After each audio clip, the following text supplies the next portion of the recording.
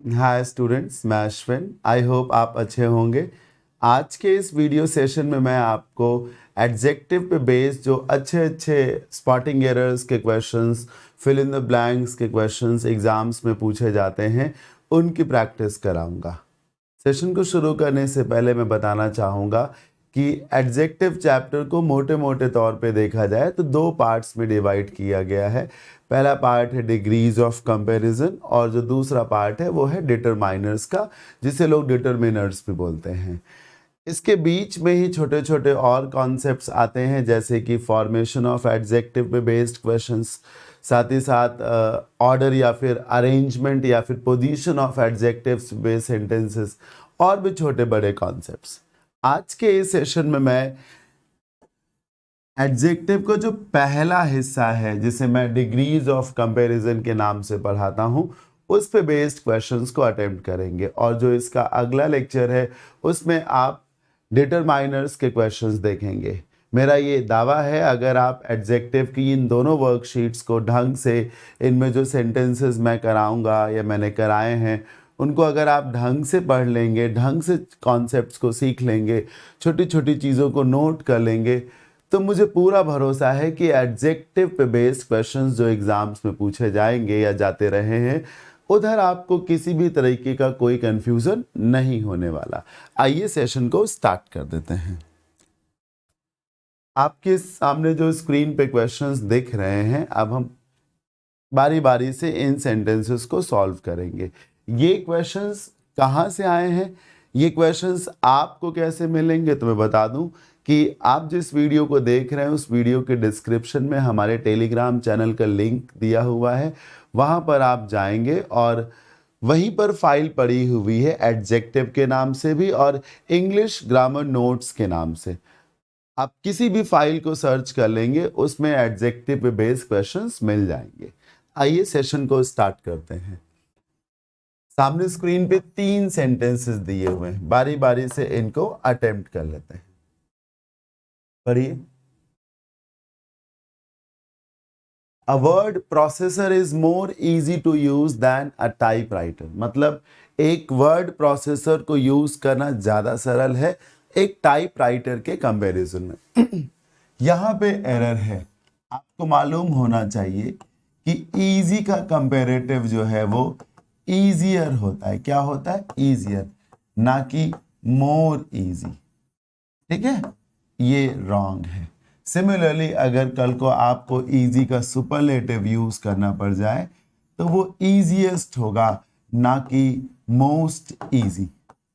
हाँ, मोर और मोस्ट लगा के भी डिग्रीज बनाई जाती हैं, लेकिन इजी के केस में ऐसा नहीं होता। एक जनरल सी ट्रिक है कि अगर वर्ड का साइज यानी एडजेक्टिव का साइज छोटा है, 4 5 6 अल्फाबेट्स का एडजेक्टिव है, तो उसकी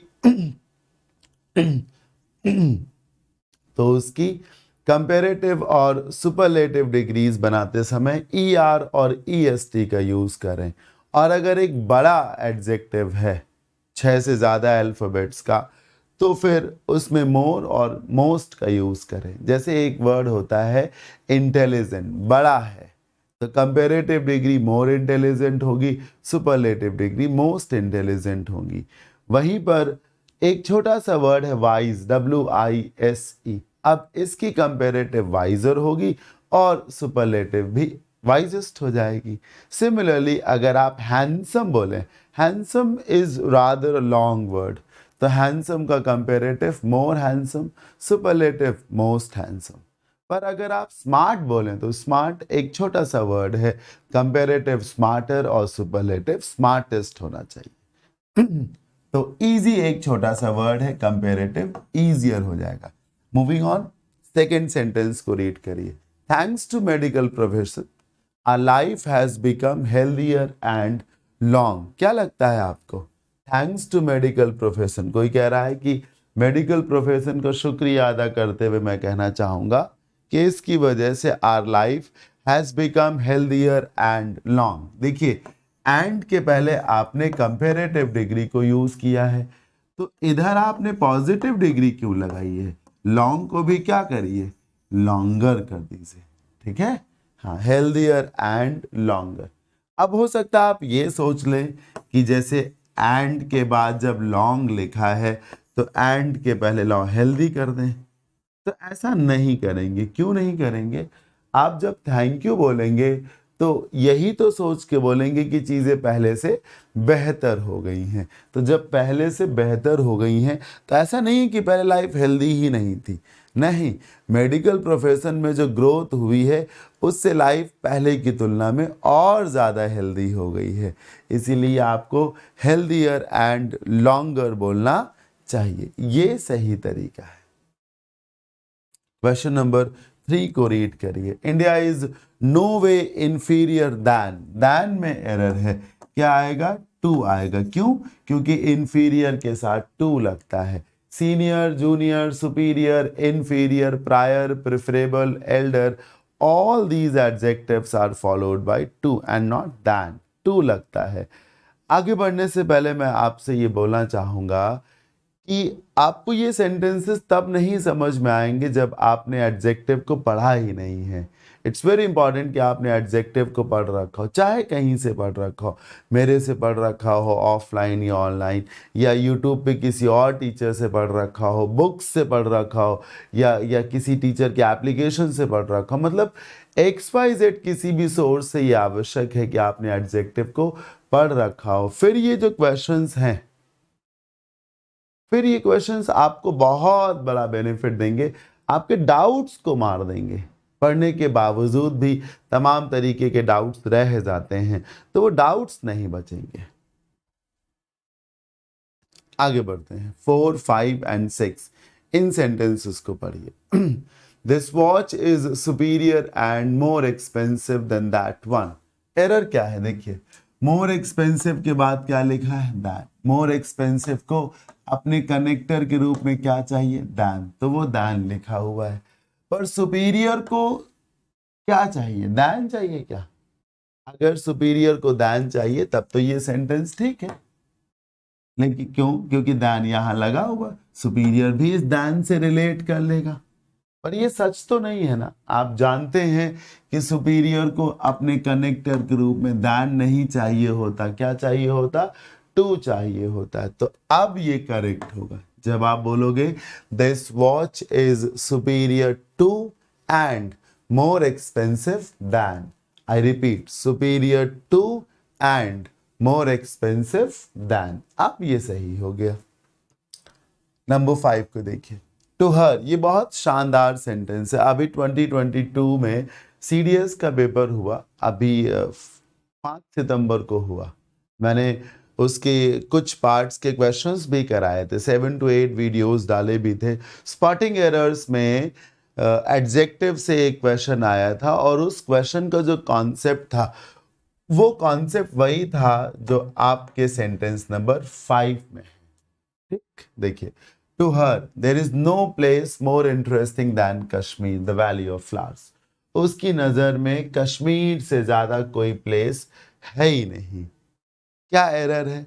एरर है कि यहां पर नो प्लेस ना लिखकर आपको लिखना चाहिए नो अदर प्लेस। क्या लिखना चाहिए sir?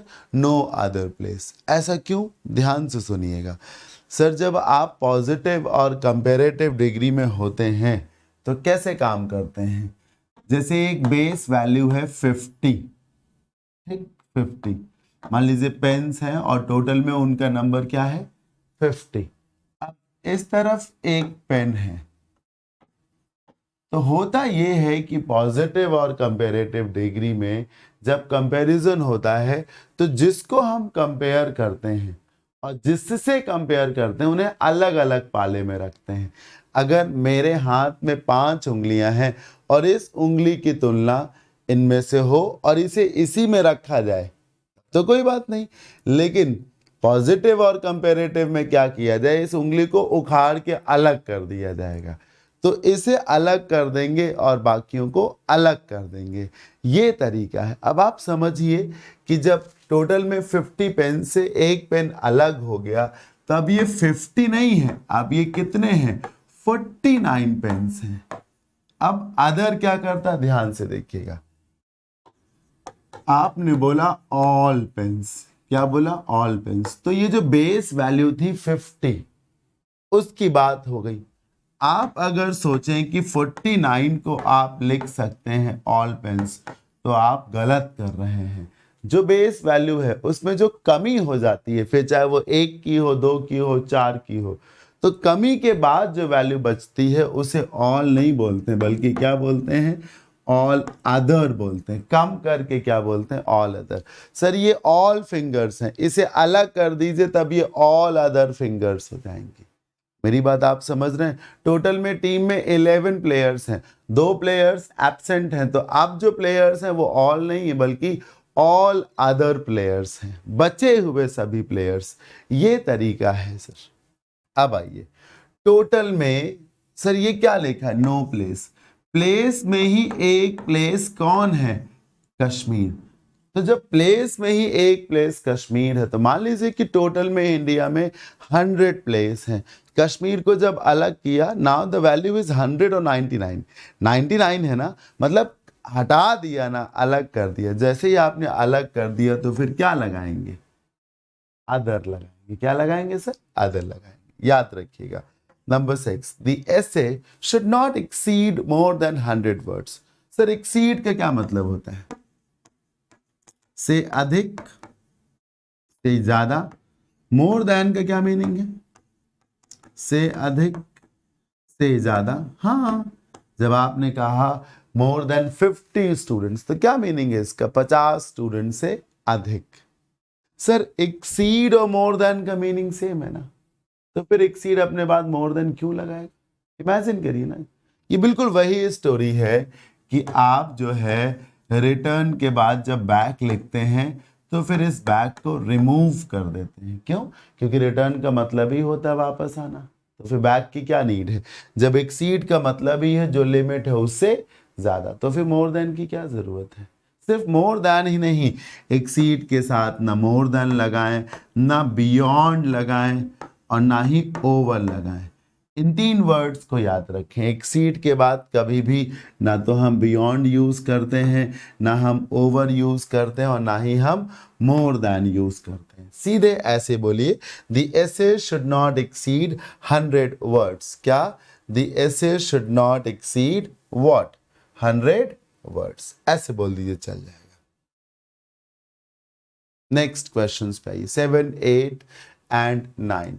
My English is equally as good as yours. Wrong sentence है, कंपैरिजन हो रहा है। My English is, एक सेकेंड मुझे चार्जर को लगाने दीजिए, अदरवाइज लैपटॉप बंद हो जाएगा मेरा, आपकी रिकॉर्डिंग रुक जाएगी। Wait for a minute.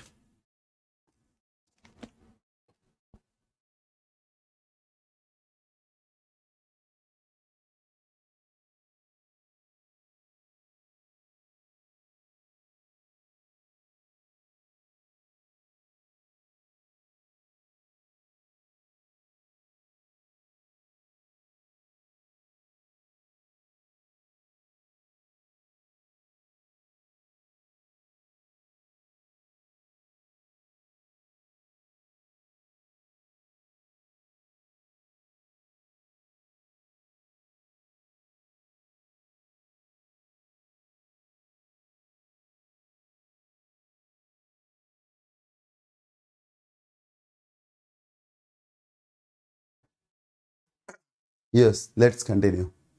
My English is as good, oh, I'm sorry, equally as good as yours. ध्यान से समझिए, as good as का क्या मतलब है, बराबर, अच्छी।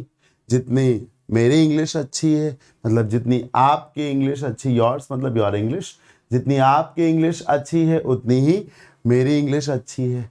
सर इक्वली का क्या मतलब होता है, यही मतलब। हाँ, जैसे आई एम 42, हाँ, I am 42। My friend is equally old, मतलब उसकी एज भी क्या है, 42। बराबर हुआ ना। पॉइंट समझ में आ रहा है। ये बिल्कुल पिछले सेंटेंस के जैसे है कि एक्सीड भी गिवन है, मोर देन भी गिवन है। वैसे ही सर इक्वली और एज गुड एज का मीनिंग सेम है। इक्वली और एज गुड एज का मीनिंग सेम है। किसी एक को हटना होगा। हटेगा कौन, इक्वली हटेगा। कौन हटेगा, क्यों हटेगा?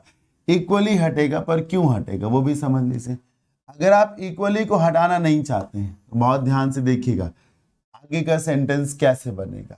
माई English is equally as good as yours में अगर इक्वली को रखना है तो सेंटेंस कैसा रुख करेगा? माई English is equally good, full stop, that's it. My English is equally good.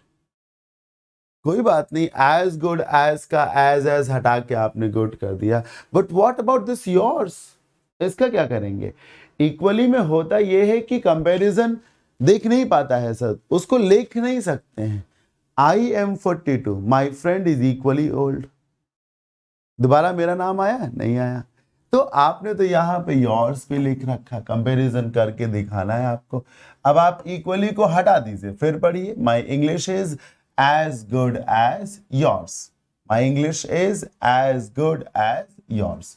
ये दूसरा तरीका है, इसको अपनाइए। अगर वो योर्स ना होता तब तो कोई बात नहीं थी, लेकिन वो योर्स है इसलिए हम ऐसा कोई रिस्क नहीं ले सकते, बिल्कुल नहीं ले सकते। ठीक, चलिए आगे बढ़ते हैं, आगे के सेंटेंसेस पे आ जाते हैं।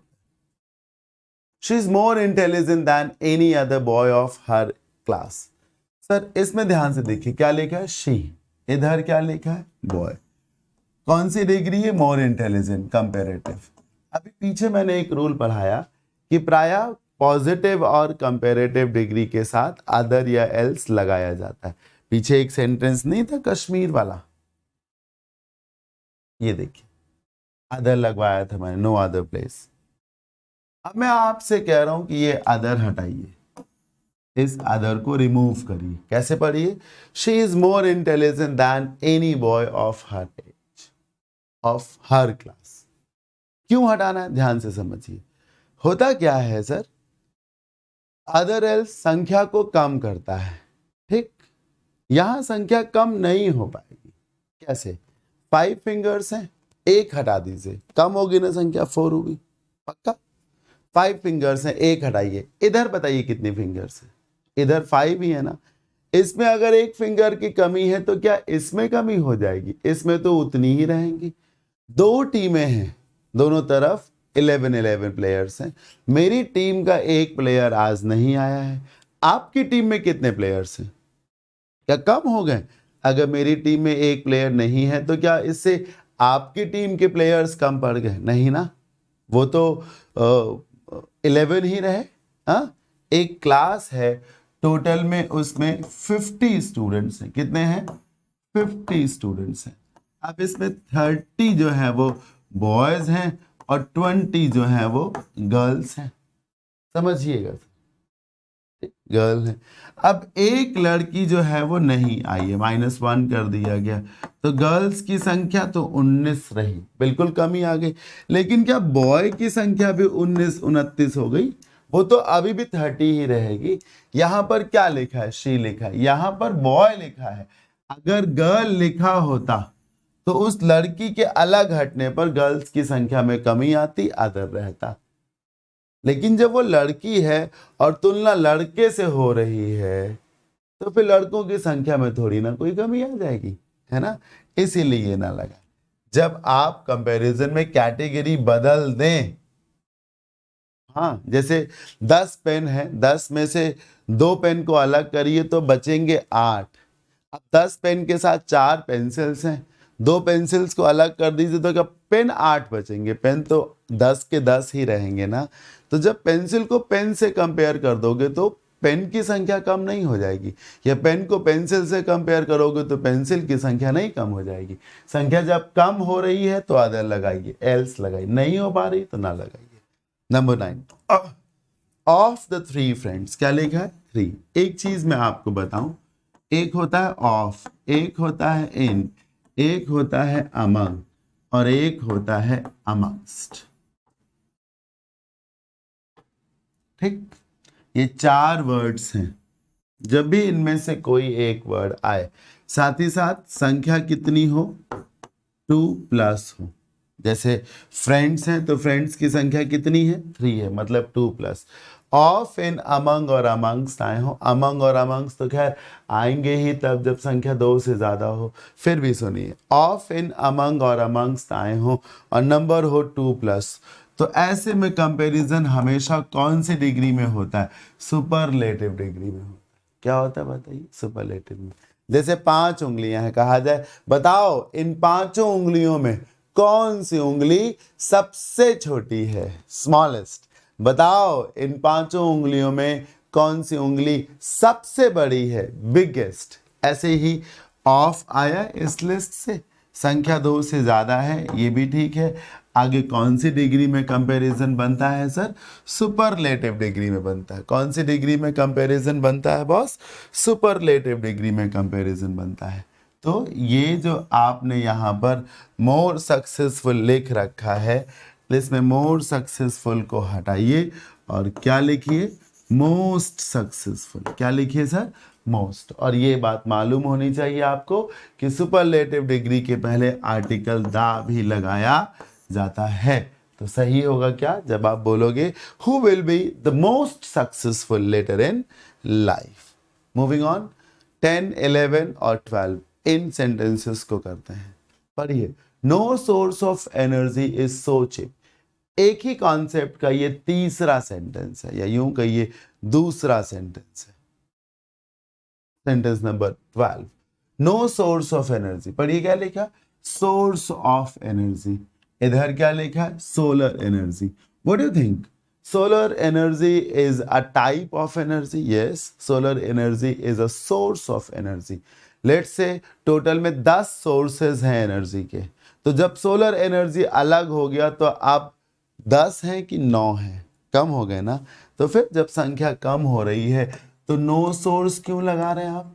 आपको क्या लगाना चाहिए बॉस? नो अदर सोर्स लगाना चाहिए। क्या लगाना चाहिए? No other source. No other source of energy is so cheap as solar energy in the present age of energy crisis. वर्तमान में जो ऊर्जा संकट है उसमें ये कहा जा सकता है कि सोलर एनर्जी के कंपैरिजन में कोई दूसरा सोर्स उतना सस्ता नहीं है, ड्यूरेबल नहीं है। 11, इन अ डेमोक्रेसी यानी किसी लोकतंत्र में parliament is the mother of government. Of course, मुख्य भूमिका में कौन होता है लोकतंत्र में? सदन, संसद, parliament. And it is the most supreme, बस यही एरर है, and most empowered body. Empowered का मतलब है ताकतवर, मोस्ट एम्पावर्ड का मतलब है सबसे ज्यादा ताकतवर। ठीक, लेकिन सुप्रीम का तो मतलब ही होता है सबसे ऊंचा, तो उसको मोस्ट की क्या जरूरत है? सुप्रीम, सर्वोच्च, जो सबसे ऊंचा है, तो उसको मोस्ट की क्या जरूरत है? मोस्ट हटाइए यहां से। सर कुछ नॉन कंपेरेबल एडजेक्टिव्स होते हैं, आपने जिस भी टीचर से पढ़ा होगा या जिस भी राइटर से पढ़ा होगा, आप अपने नोट्स में चेक करिएगा। There are some non comparable adjective, जैसे कि perfect, unique, complete, supreme, ideal, absolute, impossible, universal, eternal, excellent, round, square. ये सारे वर्ड्स वो वर्ड्स हैं जो नॉन कंपेरेबल एडजेक्टिव्स में आते हैं और इनकी डिग्री नहीं बनाई जाती। जैसे आप आइडियल को मोर आइडियल या मोस्ट आइडियल नहीं लिख सकते, आप कंप्लीट को मोर कंप्लीट या मोस्ट कंप्लीट नहीं कर सकते, मोर परफेक्ट मोस्ट परफेक्ट नहीं कर सकते। तो सुप्रीम नॉन कंपेरेबल एडजेक्टिव में आता है, मोस्ट लगाना आपका गलत है। 12 पे आइए, he feels his troubles as much or even more than they do। ये सीजल मेंस का क्वेश्चन है। आई एम नॉट श्योर कब आया था, कौन सी ईयर में आया था, बट आई एम श्योर कि ये सीजल मेंस का क्वेश्चन है। he feels his troubles as much or even more than। Error ये है कि more के साथ तो than आया है, लेकिन much को का खाली अपने पहले ही as चाहिए, बाद में as नहीं चाहिए। as soon होता है कि as soon as होता है? as much होता है कि as much as होता है? as far होता है कि as far as होता है? कंप्लीट करिए ना सर। तो as much as, या तो फिर ये as उधर लिखा होता, वो लिखा नहीं, इधर तो more than आया है, तो ये कंप्लीट है। as much as कर दीजिए, ये भी कंप्लीट हो जाएगा। मूविंग ऑन, आगे के सेंटेंसेस करिए। अगर आपको ये सेशन अच्छा लग रहा होगा, जिसकी मुझे पूरी उम्मीद है, तो सेशन के एंड होने पर फीडबैक जरूर दीजिएगा, सेशन को लाइक जरूर करिएगा। हाँ, और फिर अगर आपको लगता है कि मैं अच्छा पढ़ा लेता हूँ और आपको एक टीचर की नीड है, तो आप चाहें तो मेरे से ऑफलाइन या ऑनलाइन जिस भी मोड में आपके लिए कन्वीनियंट हो मुझे अप्रोच कर सकते हैं, पढ़ सकते हैं। 13, after coming out of jail, jail से बाहर आने के बाद their behaviour became even bad, उनका बर्ताव और ज़्यादा खराब हो गया। And they attack the family again, उन्होंने फिर से उस परिवार पर हमला किया। एंड हिट देम सीवियरली, और उन्हें बहुत बेरहमी से पीटा भी। अगर आप सीधे रूल से करना चाहते हैं तो रूल ये है कि इवन के बाद कंपेरेटिव डिग्री आती है। रूल से करना चाहते हैं सो इवन के बाद ये जो बैड लिखा है ये पॉजिटिव डिग्री है, बैड की जगह बैड का कंपेरेटिव लिख दीजिए, यानी कि क्या लिख दीजिए, इवन वर्स, इवन वर्स। जैसे इवन बिग नहीं होता, इवन बिगर होता है, इवन स्मॉलर होता है, इवन वाइजर हो सकता है, इवन फास्टर, इवन टॉलर हो सकता है, इवन बेटर हो सकता है। क्या हो सकता है, इवन बेटर, और ज्यादा अच्छा। एक्चुअली इवन का मतलब होता है और ज्यादा। तो जब आप और ज्यादा बोलते हो तो और ज्यादा कब बोलते हो, जब पहले से ज्यादा हो। जैसे कि आपके सामने 2-3 प्रकार के पकवान हैं, आपने उसमें जो है राजमा को टेस्ट किया, बड़ा कड़वा लगा आपको, फिर आपने सोचा कि लो दूसरी सब्जी को टेस्ट करते हैं, तो आपको पता चला यार दूसरी सब्जी जो मशरूम की थी वो तो और भी ज्यादा कड़वी थी।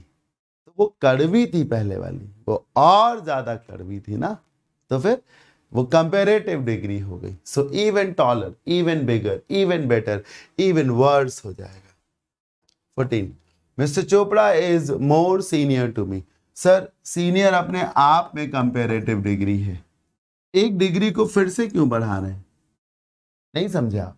इधर देखिएगा, जैसे ये क्या लिखा है, पढ़िए, बेटर।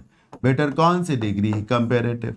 तो ये अपने पहले मोर क्यों लगाएगा सर, ये भी तो कंपेरेटिव है। मल्टीपल डिग्रीज क्यों आएंगे सेम में, जब बेटर ऑलरेडी कंपेरेटिव है तो उसे मोर की क्या जरूरत है। मोर तो तब लग रहा था जब कंपेरेटिव बनाना हो, ये ऑलरेडी कंपेरेटिव है, मोर की कोई नीड नहीं है।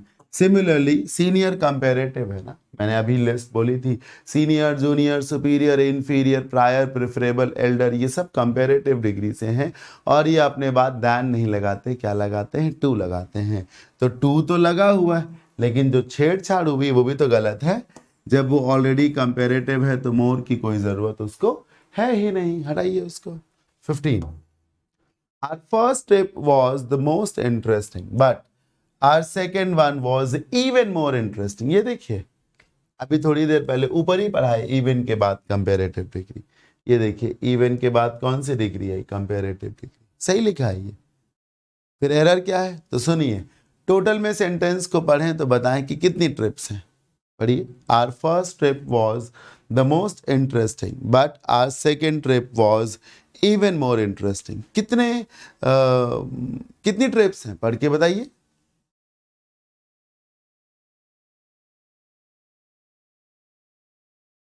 टोटल में 2 ही तो ट्रिप है, तो जब 2 ट्रिप है तो 2 के बीच में कोई सुपरलेटिव कैसे हो सकता है, ये गलत नहीं लिखा है? हाँ सर, और कहा जा रहा है जब बाद वाली और ज्यादा इंटरेस्टिंग थी तो इसका मतलब पहले वाली इंटरेस्टिंग थी। पहले वाली सब्जी कड़वी थी, बाद वाली और ज्यादा कड़वी थी।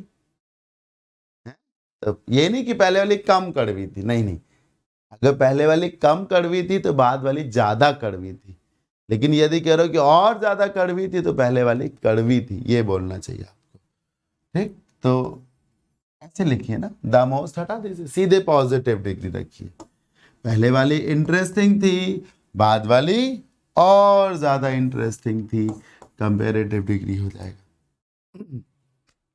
16, there is no more complete book on general awareness. Error यहीं पे है, कंप्लीट नॉन कंपेरेबल एडजेक्टिव में आता है। अभी अभी मैंने आपको सुप्रीम पढ़ाया, नॉन कंपेरेबल से था। सिमिलरली कंप्लीट भी नॉन कंपेरेबल एडजेक्टिव है, तो इसको मोर की कोई जरूरत नहीं है। न मोर कंप्लीट हो सकता है, न मोस्ट कंप्लीट हो सकता है। अब देखिए, being an Indian women is the most unique. So unique is also from the same category of adjective, यानी कि NCA, नॉन कंपेरेबल एडजेक्टिव। तो जब यूनिक भी नॉन कंपेरेबल एडजेक्टिव है तो इसका भी हटाइए, मोस्ट हटाइए। यूनिक के साथ एक एडिशनल प्रॉपर्टी भी है, जुड़ी है, वो भी देख लीजिए। वो ये है कि यूनिक नॉन कंपेरेबल एडजेक्टिव तो होता ही है, जिसके चलते आप कभी भी यूनिक के पहले मोर यूनिक नहीं लिख सकते हैं? या मोस्ट यूनिक लिखा हो तो मोस्ट यूनिक नहीं लिख सकते। साथ ही साथ एक और प्रॉपर्टी है, वो प्रॉपर्टी ये कि यूनिक के पहले हमेशा आर्टिकल ए लगाया जाता है। तो मोस्ट को हमने इसलिए रिमूव किया क्योंकि यूनिक नॉन कंपेरेबल एडजेक्टिव है, लेकिन दा को इसलिए रिप्लेस किया ए से क्योंकि यूनिक के पहले आर्टिकल ए लगाए जाने की प्रथा है, प्रावधान है। 18 को देखिए। There is no other great human virtue to be practiced than the ability to show compassion for others. In my opinion, the meaning of this particular sentence is quite difficult. आसान नहीं है इस पर्टिकुलर सेंटेंस के meaning को निकाल पाना। Still आप इसकी एरर को पकड़ सकते हैं, वो भी बहुत इजीली। कैसे? पढ़िए क्या लिखा है। दैन, क्या लिखा है sir? Than, than is for comparative degree. अब जब दैन आया है तो पीछे कंपेरेटिव डिग्री भी आई होगी, आनी चाहिए ना। जब दैन आया है तो पीछे कंपेरेटिव डिग्री भी आनी चाहिए। देखो कहाँ पर एडजेक्टिव है, फिर देखो वो कंपेरेटिव में है कि नहीं। आओ इधर लौटो। क्या ये एडजेक्टिव है? नहीं। क्या ये एडजेक्टिव है? नहीं। क्या ये प्रैक्टिस एडजेक्टिव है? नहीं। क्या ये वर्च्यू एडजेक्टिव है? नहीं। क्या ये ह्यूमन एडजेक्टिव है? नहीं। क्या ये ग्रेट एडजेक्टिव है? Of course yes it is. Great क्या है? एडजेक्टिव है। तो ग्रेट क्यों लिखा यार हैं? जब आगे दैन लिखा हुआ है which is for comparative degree, तो ग्रेट का है लिखो, क्या लिखो? ग्रेटर लिखो। क्या लिखो सर? ग्रेटर लिखो। आया ना समझ में? क्या लिखिए? ग्रेटर लिखिए। जब कंपेरेटिव डिग्री का दैन आया हुआ है तो पीछे फिर कंपेरेटिव डिग्री का एडजेक्टिव भी लिखिए, greater than.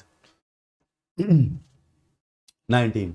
In winters, hot beverages are preferable over. Error क्या है?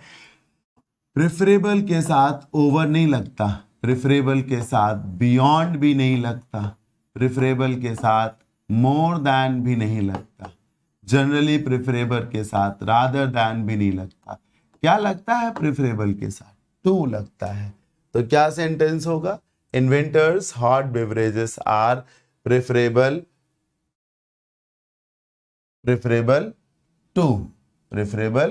टू कोल्ड वंस होना चाहिए। What you prefer more, meat or fish? ये लो, प्रिफर के साथ भी मोर क्यों आएगा? जब प्रेफरेबल नहीं लगा रहा है, सॉरी प्रेफरेबल तो खैर ओवर लगा रहा था, वो गलत। सब प्रेफर ऑलरेडी कंपेरेटिव डिग्री है, सही हुआ। जब सीनियर कंपेरेटिव डिग्री से है, मोर नहीं लगेगा। प्रेफर भी कंपेरेटिव डिग्री का ही नेचर कैरी करता है, तो ये क्यों मोर लगाएगा? आपको क्या करना चाहिए? इस मोर को रिमूव कर देना चाहिए। क्या कर देना चाहिए? रिमूव कर देना चाहिए। 21 पढ़िए। प्रेफर में ऑलरेडी आप एक चीज को ज्यादा वैल्यू दे रहे हैं, तो मोर की क्या नीड है उसको। Nowadays the prices of even basic commodities, आज के समय में आलम यह है कि छोटी छोटी चीजों की जो कीमतें हैं, छोटी छोटी चीजों की जो कीमतें हैं, are going high and high. ये गलत कॉम्बिनेशन है, याद कर लीजिएगा। गुड एंड गुड नहीं होता, बेटर एंड बेटर होता, बिग एंड बिग नहीं होता, बिगर एंड बिगर होता है, फास्ट एंड फास्ट नहीं होता, फास्टर एंड फास्टर ये होता है। ये जो रिदम है ना, उसमें एंड के पहले और एंड के बाद दोनों तरफ जब सेम एडजेक्टिव है, जैसे हाई इधर भी हाई, लो नहीं है, हाई इधर भी हाई इधर भी, तो दोनों तरफ उस एडजेक्टिव का कंपेरेटिव डिग्री रखते हैं। सर हायर एंड हायर बोलिए। क्या बोलिए बॉस? Higher and higher. ये सही तरीका है, आपको हायर एंड हायर बोलना चाहिए, ठीक है ना। Better and better. और फिर यहाँ ये भी एक बात होती, जो सेंटेंस होता है वो कॉन्टिन्यूअस में मिलता है। आर गोइंग लिखा है, हर जगह होगा। She is doing better and better, is doing comparative continuous का सेंटेंस, फिर बेटर एंड बेटर, इस तरीके से। तो हायर एंड हायर ये गलत लिखा है, सही क्या होगा? हाई की जगह हायर लिखिए, फिर एंड के बाद भी जो हाई लिखा है उसको बदल के क्या करिए? हायर कर दीजिए। मूविंग ऑन, 22, 23, 24 इनको करिए।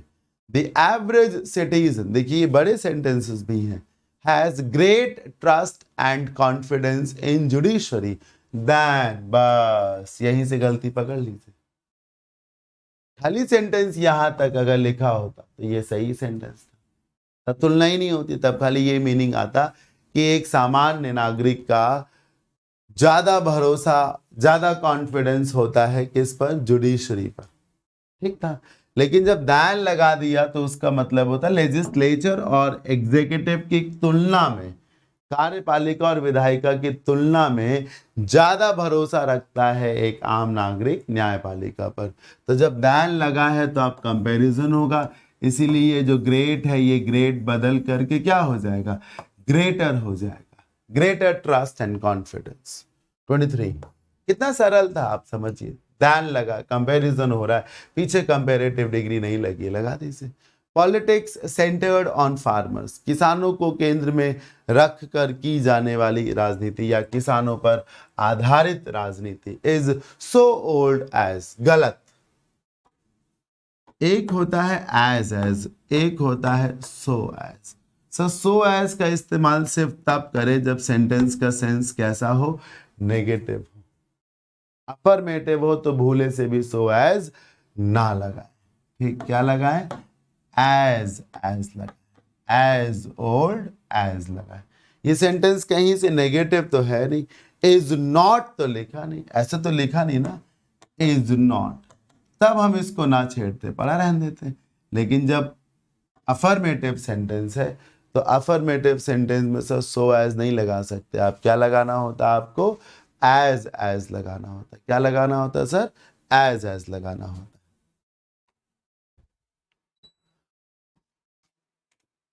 आगे के सेंटेंस को देखिए, no other newspaper has so large a circulation, कोई न्यूज़पेपर जितना अधिक बिकता है ये उसका सर्कुलेशन कहा जाता है ना, कि कहाँ कहाँ तक न्यूज़पेपर बांटा जाता है, बेचा जाता है, कहाँ कहाँ तक लोग उसे खरीदते हैं, तो ये न्यूज़पेपर का सर्कुलेशन होता है। और एक बायर की नज़र से देखेंगे तो वो न्यूज़पेपर का हम सब क्या करते हैं, सब्सक्रिप्शन लेते हैं, न्यूज़पेपर को हम सब सब्सक्राइब करते हैं। खैर, no other newspaper has so large a circulation like, ये देखिए सो लाइक लिखा है, ये ठीक लिखा है, पॉजिटिव डिग्री में है, आप पॉजिटिव डिग्री में है, अदर लगाया है, ठीक किया। एरर ये है कि आपने सो के साथ लाइक लगा दिया, जबकि नियम के मुताबिक ये देखिए एज के साथ क्या लाइक को रखा गया है या सो के साथ लाइक को रखा गया, नहीं नहीं, ना एज के साथ ना सो के साथ, दोनों ही अपने बाद एज लगाते हैं। एज होता है ना कि as like, similarly so as होता है ना कि सो लाइक। तो फिर आपने सो के साथ लाइक लगाया, गलत किया, क्या करिए, एज करिए। पढ़िए, no other newspaper has so large circulation as this one. Moving on, 25, 26, 27 करते हैं। In case I get executed, I want my eyes, kidneys, heart and all useful organs to be donated to an ill or handicapped person. Sir, किसी को execute करने का मतलब होता है सजा देना और मुख्य रूप से फांसी पर लटकाना, फांसी देना। कोई व्यक्ति कह रहा है कि अगर, कोई व्यक्ति मतलब वो व्यक्ति जो जेल में बंद है, वो कह रहा है कि अगर मुझे एग्जीक्यूट कर दिया जाता, मतलब अगर मुझे फांसी हो जाती, मुझे फांसी पर चढ़ा दिया जाता है, तो मैं क्या चाहूँगा कि मेरी आँखों को, हार्ट को, किडनीज को क्या किया जाए, डोनेट कर दिया जाए किसी बीमार व्यक्ति को या किसी हैंडीकैप्ड पर्सन को। किसे डोनेट कर दिया जाए, मेरी आँखों को, हार्ट को, किडनीज को, और इसी के साथ साथ ऑल यूजफुल ऑर्गन, सर सभी जरूरी ऑर्गन्स। बस यही गलत है, गलत ये है कि इसे ऑल यूजफुल ऑर्गन्स नहीं होना चाहिए, इसे होना चाहिए ऑल अदर, ऐसे होना चाहिए, all other useful organs, other लगना चाहिए। क्यों सर, ऑल ऑर्गन्स या ऑल यूजफुल ऑर्गन्स में तो आईज, हार्ट, किडनीज भी आ जाएंगे ना। सोचो सर, अगर टोटल में जो यूजफुल ऑर्गन्स हैं वो 20 हैं, 20 है। तो जब आप हार्ट को, किडनीज को, आइज को अलग कर दोगे तो वो 20 है कि 17 है? कम हो गए ना। तो जब कम हो गए तो ऑल के साथ क्यों लगाओगे? कम करो ना। जब उसे अलग कर दिया उनको, तो बचे हुए सभी, बोलिए ना, बचे हुए सभी यूजफुल ऑर्गन्स, तो ऑल अदर यूजफुल ऑर्गन्स होगा। क्या होगा sir? All other useful organs होगा। जनरली लोग यूट्यूब पर ऐसे लंबे लंबे वीडियोस नहीं शूट करके डालते हैं, हाँ, क्योंकि ऐसा कोशिश किया जाता है कि हम उन्हीं चीज़ों को डालें जो बहुत अटेंशन खींचे। लेकिन सीरियस लर्निंग के लिए ये आवश्यक है कि आप कैची चीज़ों के पीछे ना भागें बहुत ज़्यादा। जो चीज़ें इंपॉर्टेंट हैं उनको पढ़ें। और सीरियस लर्निंग के लिए फिर आपको ऐसे बड़े बड़े लेक्चर्स अटेंड करने होते हैं, करने भी चाहिए, वरना बात नहीं बनती है आसानी से। ये जो रील्स का दौर शुरू हुआ है कि आपने 30 सेकेंड्स का, 20 सेकेंड्स का कंटेंट देख लिया, ये कई बार आपके नॉलेज को बहुत शैलो रखते हैं, डीप में जाने नहीं देते आपको। शी इज मोर वाइजर, ये देखिए गलत नहीं है सर। जब वाइज में आर लगा दिया, वाइजर बना दिया, तो वो ऑलरेडी कंपेरेटिव है, उसको मोर की क्या जरूरत है सर? मल्टीपल डिग्रीज नहीं होगी? वही जो पीछे बताया मोर बेटर, गलत था ना? वैसे ही जब वाइजर कंपेरेटिव है तो मोर लगाने की कोई जरूरत है? बिल्कुल जरूरत नहीं, हटा दीजिए। 27, the most ideal situation, sir ideal non comparable adjective से है, तो मोस्ट लगाने की कोई जरूरत है? या आइडियल मोस्ट को लगाना चाहेगा अपने पहले? नहीं लगाना चाहेगा। So the ideal situation to start any work is between yesterday and tomorrow. किसी भी काम को शुरू करने का जो आइडियल टाइम होता है वो क्या होता है? आज गुजरे हुए कल और आने वाले कल के बीच में, यानी कि आज जिसको कह सकते हैं। 28, 29 और 30 करिए। She was sitting in the most extreme corner, यहीं पे एरर है। Extreme is also a non-comparable adjective. Most को remove कर। She was sitting in the extreme corner of the room. वो कमरे में सबसे कोने में बैठी हुई थी। 29. I was more excited than less apprehensive about doing my first film with the superstar Amitabh Bachchan. कोई एक्ट्रेस ये बात बोल रहा है या बोल रही है कि मैं सुपरस्टार अमिताभ बच्चन के साथ पहली मूवी को लेकर बहुत ज़्यादा एक्साइटेड हूँ, या एक्साइटेड था या थी। हाँ, उसकी तुलना में एप्रीहेंसिव कम थी। एप्रीहेंसिव मतलब डरा हुआ होना। ध्यान से देखिए, यहाँ पर कंपैरिजन तो हो रहा है, बिल्कुल हो रहा है, लेकिन वैसे कंपैरिजन दो लोगों में होता, दो व्यक्तियों में होता है ना सर। यहाँ पर कंपैरिजन एक ही व्यक्ति के दो विचारों में हो रहा है। जैसे एक ये पेन है ना, जैसे इसको देखिए, एक ये उंगली है और एक ये उंगली है। आप कह रहे हैं इस उंगली की तुलना में ये उंगली लंबी होती। यहाँ दो उंगलियों के बीच में तुलना हो रही। अब आप इस उंगली को देखिए, अब इसी की तुलना करो और कैसे कहो, यार ये उंगली मोटी बहुत होती है, लंबाई थोड़ी सी ज्यादा होनी चाहिए इसकी। इसी के दो लक्षण हैं कि मोटापे की तुलना में लंबाई कम है, या लंबाई की तुलना में ये मोटी ज्यादा होती। इसी के दो लक्षण आ गए ना। तो कोई कह रहा है कि मेरे भीतर एक्साइटमेंट ज्यादा है, एप्रीहेंशन कम है। तो एक ही व्यक्ति के दो लक्षण जब आए तो फिर आपको क्या करना होता है? आपको करना ये होता है कि दोनों ही लक्षणों को आपको पॉजिटिव डिग्री में रखना होता है। जैसे एक्साइटेड और एप्रीहेंसिव, दोनों को पॉजिटिव डिग्री में। एक्साइटेड ऊर्जा से भरा हुआ, एप्रीहेंसिव डरा हुआ। बस पहले वाले एडजेक्टिव के आगे कंपैरेटिव का मोर या फिर दैन लगा देना होता। बस पहले वाले एडजेक्टिव के आगे मोर या दैन, मोर या लेस लगा देना होता है। इधर की तरफ कुछ नहीं करना होता है। सुन रहे हैं ना? कुछ नहीं करना होता इस तरीके से। 30. In his old age, a person is likely to get weak day by day. ये जो फ्रेज है ना, डे बाई डे, जिसका मतलब होता है लगातार या धीमे धीमे, तो ये क्या कहना चाह रहा है? ये कहना चाह रहा है कि बुढ़ापे में एक व्यक्ति जो है लगातार कमजोर होता जाता है। तो ये जो कमजोर होता जाता है ये लगातार बदलाव होता जाता है ना। कैसे? 6 महीने पहले आपने देखा था तो व्यक्ति का वेट था 60 किलो, 4 महीने पहले देखा आपने तो 58 था, 3 महीने पहले देखा 52 था, अभी 1 महीने पहले देखा तो 48 था, कल पता चला कि 47 वेट हो गया है।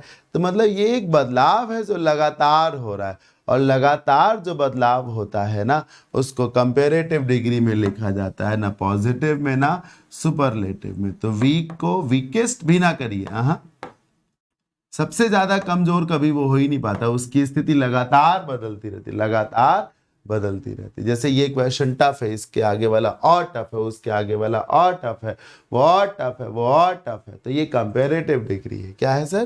Comparative degree. 31, 32 और 33 फटाफट करते हैं। It is great to have a boss like you. कोई कह रहा है ये तो बड़ी ही खुशी की बात है कि आपके जैसा बॉस हो किसी के पास। Who works as much hard as, यहीं पे एरर है। ध्यान से देखिए, वो वाला as वहां से उठा के यहां लगा दिया। अब पढ़िए as much hard as। Sir जब हार्ड ऑलरेडी पॉजिटिव डिग्री से है तो उसको मच की कोई जरूरत है? हटाइए, देखिए सर, as good as लिखा हमने, क्या हम ऐसे लिख सकते हैं as much good as? नहीं ना। जब गुड ऑलरेडी पॉजिटिव डिग्री से है तो उसको अपने पहले मच लगाने की क्या जरूरत है? ये गलत है, ये सही है। हाँ, अगर आपका बड़ा मन है मच लगाने का तो ये गुड हटाइए, फिर एज मच एज बोलिए, तब सही हो जाएगा। पर मीनिंग हो सकता है कुछ और हो जाए, जो गुड का मीनिंग है वो खत्म हो जाएगा, मीनिंग बदल जाएगा सर। ठीक है ना? तो एज हार्ड एज करेक्ट है। क्या करेक्ट है? Who works as hard as we do. आप चाहें तो बोल सकते हैं who works as much as we do. तब मीनिंग में अंतर ये हो जाएगा, अगर आप एज हार्ड एज बोलते हैं तो मीनिंग हो जाएगा उतनी ही कठिन मेहनत जितनी हम, और अगर एज मच एज लिखेंगे तो उतनी ही ज्यादा मेहनत जितनी हम। मीनिंग में हल्का हल्का बदलाव हो जाएगा। 32, even the most perfect person. Sir perfect non comparable adjective में आता है, मोस्ट को रिमूव कर दीजिए। Even the perfect person in the world is not Infallible. Infallible is somebody who never makes mistake, who never commits mistakes। एक ऐसा व्यक्ति जो कभी गलतियां करता ही नहीं। 33, mediation can be less stressful and expensive than litigation. Mediation का मतलब होता है जैसे झगड़ा हो जाए तो झगड़े के बाद निपटारा करने के लिए मध्यस्थता, शायद ये लिखेंगे, मध्यस्थ को बुलाया जाता है कि मध्यस्थता हो जाए, तो वो मध्यस्थता लिखा हुआ है। और आगे जा करके जो लिटिगेशन लिखा है, लिटिगेशन का मतलब होता है क्या? मुकदमेबाजी। क्या होता है सर? मुकदमेबाजी।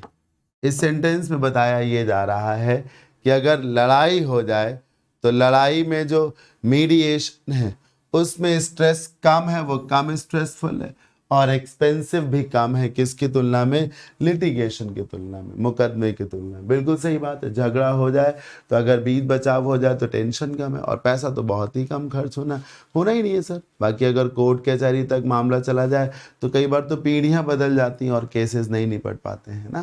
That's the beauty of Indian judiciary. expensive than litigation and holds the prospects of revival of relationship। और एक और फायदा है मीडिएशन का, मध्यस्थता का, कि बीच बचाव के बाद संबंधों के फिर से बहाल होने की संभावना भी रहती है। प्रोस्पेक्ट्स मतलब संभावना, चांसेस कि संबंध फिर से बहाल हो जाए।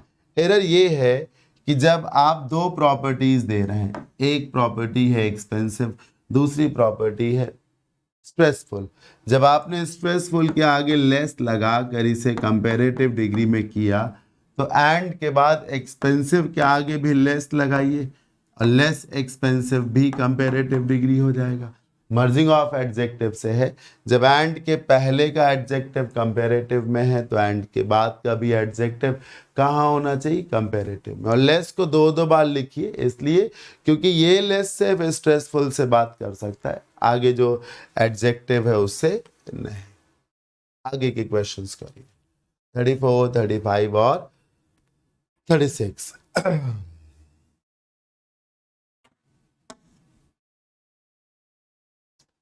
Engines used in space shuttles are larger. ठीक, लार्जर कौन सी डिग्री है? Comparative degree. And more strong, बस यही गलत होगा। Then the ones used in jet planes.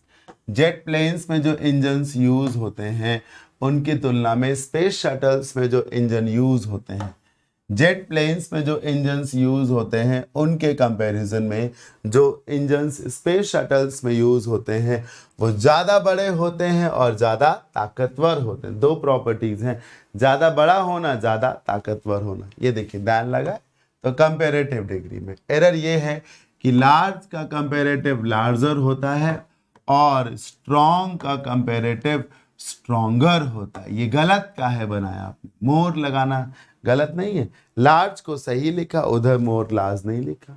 ना लार्ज को मोर लार्ज लिखिए और ना ही स्ट्रॉन्ग को मोर स्ट्रॉन्ग लिखिए, दोनों को सही तरीके से कंपैरेटिव में लेकर जाइए। 35, I am more lonely here than I was in the USA. कोई कह रहा है कि मैं यूएसए में भी अकेला था, अकेला मैं यहां भी हूं, लेकिन मैं यहां पर ज्यादा अकेला हूं यूएसए के कंपैरिजन में। आप नहीं जानते पर सच्चाई ये है कि लोनली जिसका मतलब होता है अकेला होना, पहली बात तो लोनली एक एडजेक्टिव है, एलवाई से भ्रमित ना हो जाए और ये ना सोच लें कि लोनली एक एडवर्ब हो गया। लोनली एक एडजेक्टिव है और आपको जान के हैरानी होगी कि लोनली का जो कंपैरेटिव होता है वो लोनलियर होता है, ना कि मोर लोनली होता है। आई बात समझ में? सिमिलरली अगर हम लोनली का सुपरलेटिव लिखें तो वो लोनलीएस्ट हो जाएगा, ठीक, ना कि मोस्ट लोनली होगा। हाँ, मोस्ट लोनली नहीं होगा। मोर और मोस्ट नहीं लगाते, EREST लगाते, लोनलियर और लोनलीएस्ट। तो फिर मोर लोनली की जगह आप क्या लिखिए? लोनलियर लिखिए। कंपैरेटिव लिखना, ये देखिए दैन की वजह से, तो सही तरीके से कंपैरेटिव बनाइए। The comparative version of lonely is lonelier, not more lonely.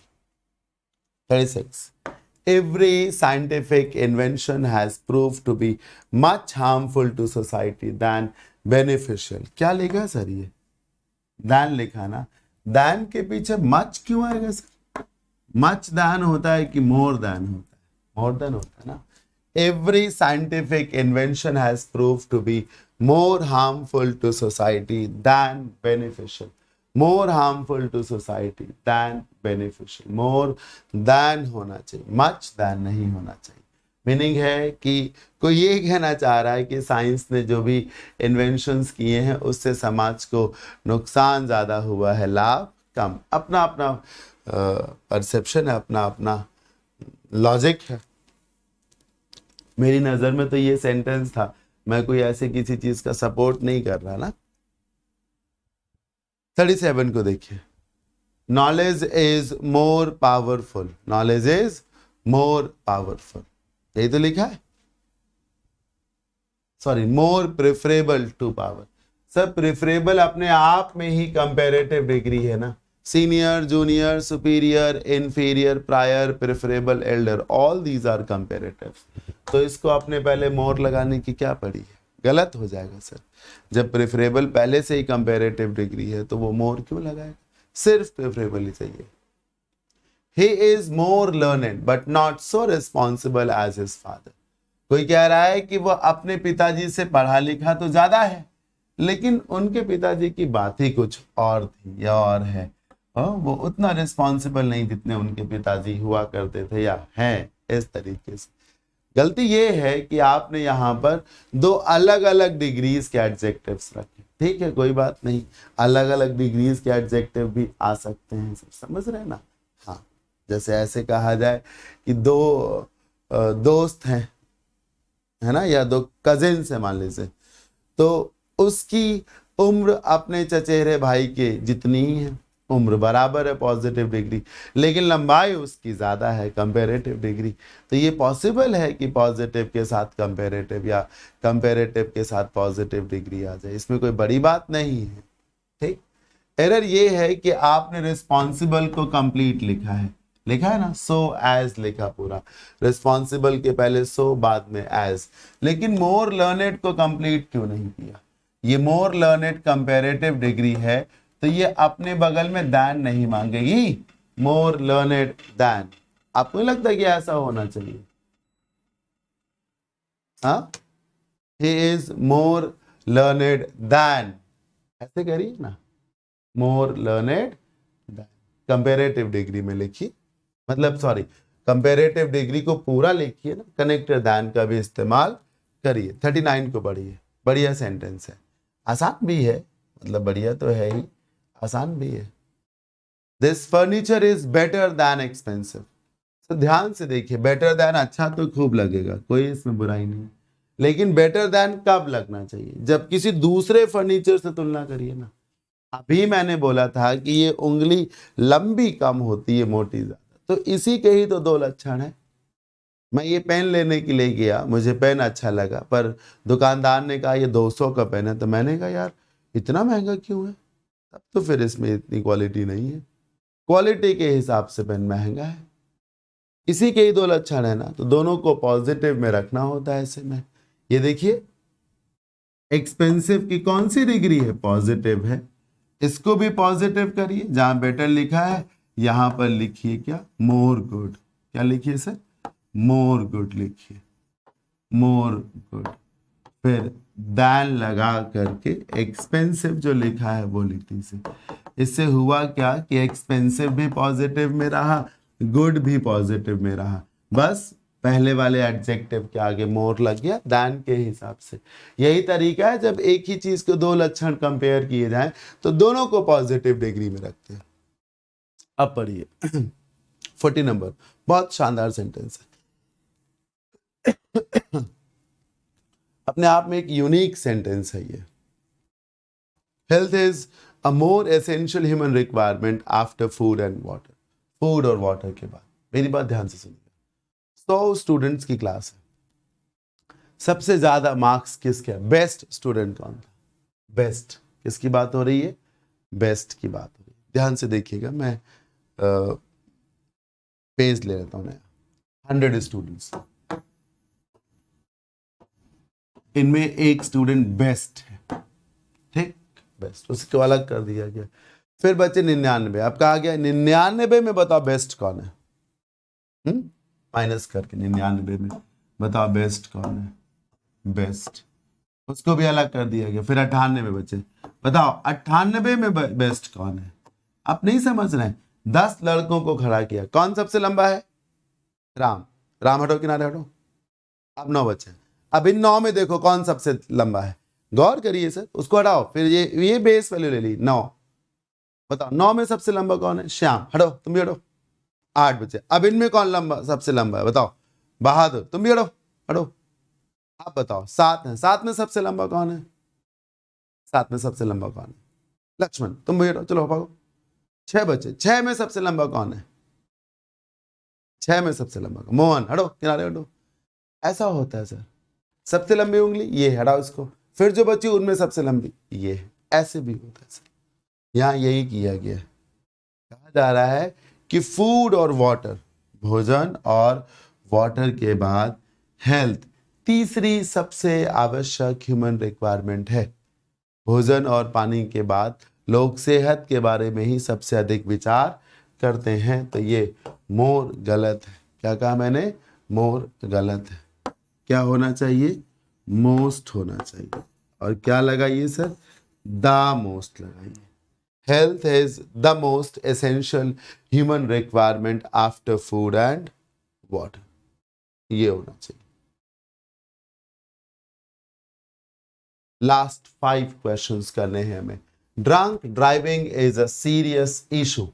अगर आपने इस सेंटेंस को यहीं पे रोक दिया होता, देखिए, जब अगर आपको लगता है कि मैं सेंटेंसेस को पढ़ के तुरंत उसकी एरर बता देता हूं, तो आप आपको अगर मौका चाहिए तो उसका तरीका ये है कि आपकी स्क्रीन पर जब सेंटेंस आया तो आप पॉज करिए उसको, तुरंत सारे क्वेश्चंस को रीड कर लीजिए, क्या एरर लगती है उसको पता लगा लीजिए, फिर वीडियो को प्ले करिए। हाँ, drunk driving is a serious issue, यहीं पे रुका हुआ तो सही था कि पीकर गाड़ी चलाना एक गंभीर समस्या है, ठीक।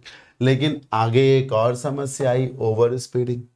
एक समस्या है ड्रंक ड्राइविंग यानी पी कर गाड़ी चलाना नशे की हालत में, दूसरी समस्या ओवर स्पीडिंग यानी कि बहुत ज्यादा तेज चलाना। जब तुलना करी गई दैन के माध्यम से पता चला कि ये ज्यादा सीरियस है तो यहां मोर सीरियस लगाओ। आप ऐसे समझ लो कि जब दैन कंपेरेटिव डिग्री का वर्ड आया तो पीछे फिर एडजेक्टिव को कंपेरेटिव क्यों नहीं किया गया, मोर सीरियस करिए। अगर आपको लगता है ड्रंक ड्राइविंग कम सीरियस है, ये ज्यादा सीरियस है, तो लेस सीरियस कर दीजिए, मतलब कंपेरेटिव बनाइए, ठीक। सिर्फ ड्रंक ड्राइविंग की बात होती तो सीरियस इशू था, दूसरी बात भी आ गई तो पता चला ये ज्यादा सीरियस है। एक हॉस्पिटल है बड़ा महंगा है, फिर दूसरे हॉस्पिटल की बात आ गई तो पता चला ये उससे भी ज्यादा महंगा, ये ज्यादा महंगा। We are keen to help such impoverished people, we are keen मतलब हम उतावले हैं बहुत, to help such impoverished people, impoverished मतलब जो गरीबी में दबे हुए हैं, यानी कि जिन्हें हम गरीब बोलते हैं। एम्पावरिस्ट को ध्यान से देखिए तो पावर्टी इसमें दिखेगा। हम इन गरीब लोगों की मदद करना चाहते हैं, वो भी जितनी जल्दी हो सके उतनी जल्दी। पढ़ो क्या लिखा है, एज। पढ़ो क्या लिखा, एज। सर एज के बीच में कौन सी डिग्री लगाओगे, पॉजिटिव ना, तो क्या होना चाहिए, अर्ली। क्या लिखा है, अर्लियर, क्या कर दीजिए, early, early as possible. 43. The economy of India is growing at a comparatively higher rate now. Rule है, क्या रूल है कि comparatively और relatively इन दोनों adverbs के बाद आप जिस adjective को लगाएं, वो adjective कौन सी डिग्री से होना चाहिए, it should be from positive degree।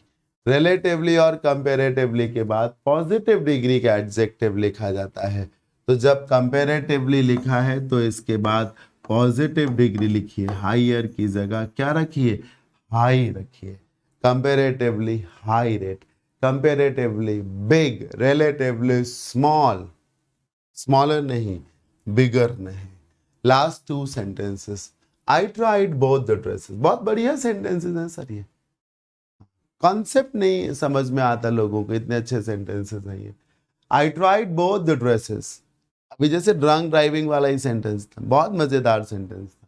I tried both the dresses, मैंने दोनों ड्रेसेस ट्राई करी, और बाद में फाइनली डिसाइड किया कि मैं उस ड्रेस को खरीदूंगा जो एक्सपेंसिव है। एक्सपेंसिव मतलब कैसे एक्सपेंसिव, जो दोनों में एक्सपेंसिव है। सर एक नेचुरल प्रॉपर्टी मानी जाएगी ड्रेस की कि वो एक्सपेंसिव थी, दो ड्रेस थी, दोनों एक्सपेंसिव थी, दोनों मैंने ट्राई करी, खरीदी वो जो ज़्यादा एक्सपेंसिव थी, या खरीदी वो जो दोनों में कम एक्सपेंसिव थी, या वो जो दोनों में ज़्यादा एक्सपेंसिव थी। मान लो चीप लिखा होता यहाँ तो हम नेचुरली मान लेते, जहाँ एक्सपेंसिव है वहाँ चीप लिखा होता तो हम नेचुरली ये मान लेते कि दोनों ही ड्रेसेस चीप थी, फिर बाई उसे किया गया जो दोनों में ज़्यादा चीप थी।